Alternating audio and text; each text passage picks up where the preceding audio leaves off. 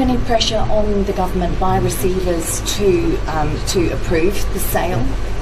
None whatsoever. There's no pressure from any entity, either the Chinese government or interests that represent China or this particular company or the receivers. There was a very clear process that we followed, which was that the bid was accepted by the receivers. It went to the Overseas Investment Office. The Overseas Investment Office then gives its decision to two ministers, Maurice Williamson and Jonathan Coleman, and they have the sole legal responsibility to make the decision. And do they also have a veto right, though, that they could have executed if they wished to?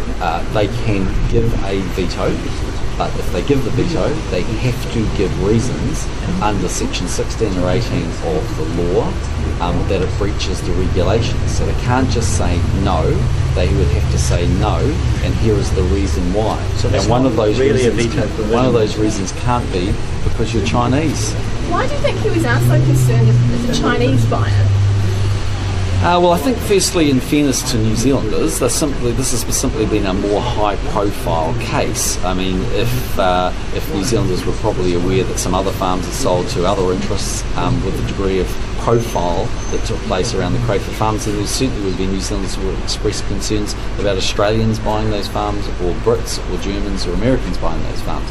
In fairness to the average New Zealander, this has just been more on their radar screen.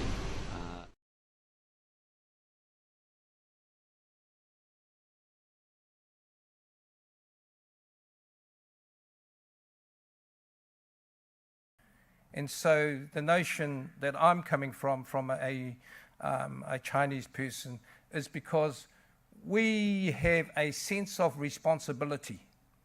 Our purpose on this world, in this world here, is our sense of responsibility to our whanau, to our families, first and foremost, and to our country. So when we diasporic go all over the world to different countries, back in the 1860s, there were about 5,000 Chinese men in New Zealand. The government said, no, you cannot bring your women. Hello, your worship. The government said, no, you cannot bring your women. There was only 5,000 men to 8 women, 8 Chinese women. And so hence, thank you for the whakawhanaungatanga of allowing your wahine, Maori, British, Scottish, Irish, to be part of your families now. And our role and responsibilities is not about lovey-dovey, okay? You know how we have the system of matchmaking, and Maori had the notion of matchmaking those days, not nowadays. They tell you to go and bugger off. But the notion of matchmaking was very important to kinship, to mana, to whakawhanaungatanga, increasing and supporting the whānau of each other. And you know, in my role as a dad, it's okay. They said, oh, you go away all the time. Wife is not, how does the wife feel? Well, I hope that she still opens the door for me when I come back. But the main thing is that my role is, and our responsibilities are for our children and for our elders, my parents and our grandparents. And my father's responsibility and my parents' responsibilities, when they were alive, they sent money back home to China. And that's with Pacific people as well. That's one of the other people that are currently doing that judiciously to support their whānau in the Pacific, because they don't have the means, because we are supposed to be here in the Gamsan, in the Gold Mountains. Gamsan in California, Gamsan in Victoria, Australia, Gamsan right here in Aotearoa, which means the new land, the new gold, the Gold Mountains. And our responsibility is to go to those places and make some money and go back. In 1902, you may have heard of the SS Ventnor. It was to carry our ancestors back to China and to be buried there, back to their ukaipo. And that is, I can get the notion when the news of the general news says that, Maoris are body snatchers. No, they're not. They're only trying to ensure that their kawanga and tikanga is upheld in terms of returning the body, the tūpāpaku, back to where the pito was. Quite simple. So the narrative is very important. You know, nōku te mana, nōku te nōku te whenua, nōku te mana is very important. A very key concept for Maoridom to hold on to. When you settle your treaty claims, it is not to buy shares in companies, because you have lost your mana. Your mana has gone to Coca-Cola, to Google, to WhatsApp, to Tencent. Other people are controlling your money. You need to actually hoko whenua. Because one nui in Mahia, I went to school with the Walkers and the Ormond family. The Ormond family have sold most of the land in Mahia, right? One day comes along Peter Beck and says, gosh, I want to set up a rocket lab where I can fire my rockets into the sky. And he went and he found this place called One Nui.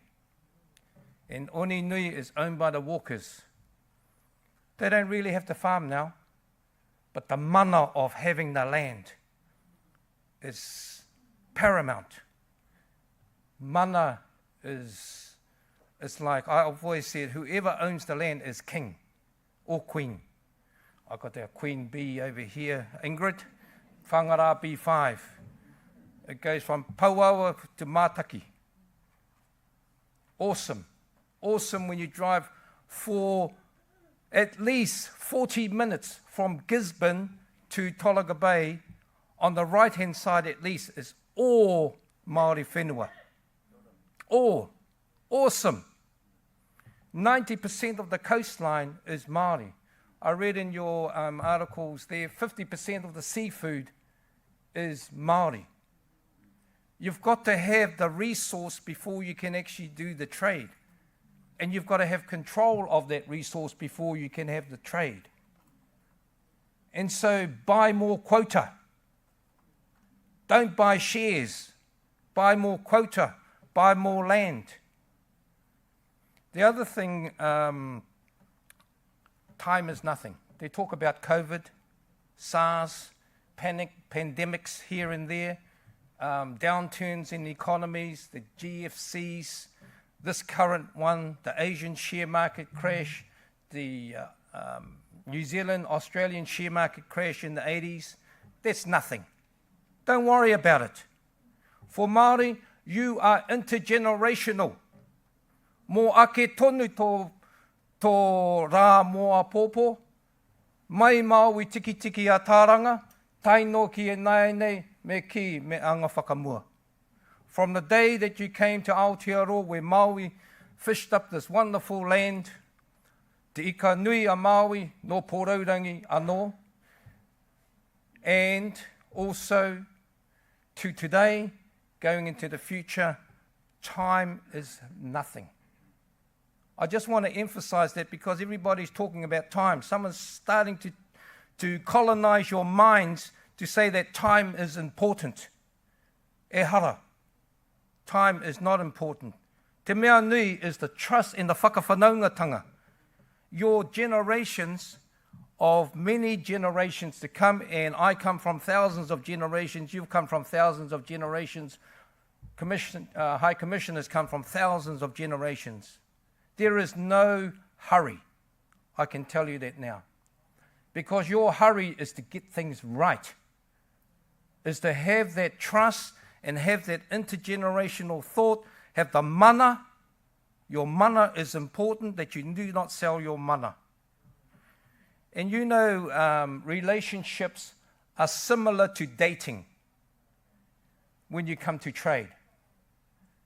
Who fell in love the first time and just got married? or who has had several before they decided, and then that wasn't the right one, and had tried again. Cost a lot of money, that stuff. Somebody actually asked me, relationships. How good are relationships in New Zealand? And I said they were paper thin. Paper thin. And the reason why I say they are paper thin, there are 12,000 marriages in New Zealand each year. There are 8,000 separations each year. I'm not saying that all those ones that got married this year are going to be separated. Don't worry about that. It's intergenerational, right? And so the interesting thing is that those relationships are thin. And the good thing about trading relationships is that you make sure you get paid first before you send the product off. How many companies have been doing trusted in the past for a long time? They do go broke. I was just looking down in Gladstone Road the other day, 30 years. Who can remember a shop that has been there for 30 years, let alone 20 years, let alone 10 years? Businesses come and go. But the good thing about Maoridom is forever. You are here forever. The beautiful thing about the laws of New Zealand, it allows you to be here to actually tuku your whenua to the future generations. Slide. Thank you, Tim. Spot the difference. I just cut and paste just this slide out of Google today. Wonderful, that Google. Now, nearly three quarters of the world's population is in Asia. Okay? I was told many years ago, tangata whenua are dying off. Tangata whenua are dying off. I said, no, you're not. China's got 1.4. India's got 1.3. Indonesia, tangata whenua, or Aotearoa, 600 or 700 million. There's heaps of tangata whenua. Don't be afraid, there's no tangata whenua. We're all still here. And the thing is that we still have our whenua, and we're still governing our whenua. And one day I see, and I can see this, maybe you can tell your grandchildren and children, their future generations, Maoridom will be the biggest influencer of the New Zealand economy, of the Aotearoa economy. I bet the word New Zealand won't even exist in a few generations. I bet it will change to Aotearoa. If you continue on the pathway of ensuring that you look after your whenua for your future generations, that you add to the whenua like Whangarabi 5 have, they bought land over here and land over there. You don't have to be parochial just to say that you're going to buy land only in our area. You buy land wherever is going to benefit your iwi.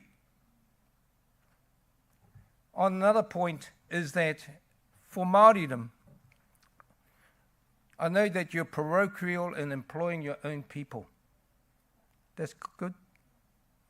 One of the good things about the Confuscious language schools is that the Chinese government actually pays for teachers to actually teach Mandarin in the schools.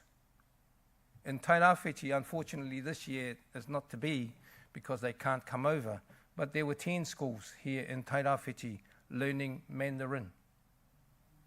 Ko te reo te mea nui. If you can't converse, how are you supposed to have relationships? That's why ducks and chickens do not get married. They do not have duck eggs and chicken eggs together. I don't know, quack egg. Right? It's simple. Ko te reo. Identitarian. Identitarian.